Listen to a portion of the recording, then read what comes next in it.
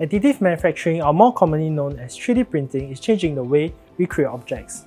Instead of traditional subtractive manufacturing methods such as cutting or drilling, additive manufacturing builds objects layer by layer using computer-controlled precision. Over the years, additive manufacturing has evolved and expanded its capabilities. With additive manufacturing, we can now create lightweight and durable parts for aircraft engines, improving fuel efficiency and reducing emissions. Additive manufacturing has transformed the field of healthcare.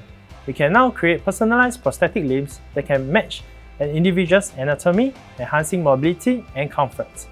Another crucial aspect of additive manufacturing is the wide range of materials available for printing, from polymers and metals to ceramics and even biocompatible materials.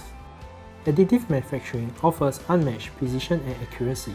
The computer-controlled process ensures consistent quality and allows for production of complex geometries, reducing material waste, manpower, and optimizing efficiency, providing a more sustainable method of manufacturing.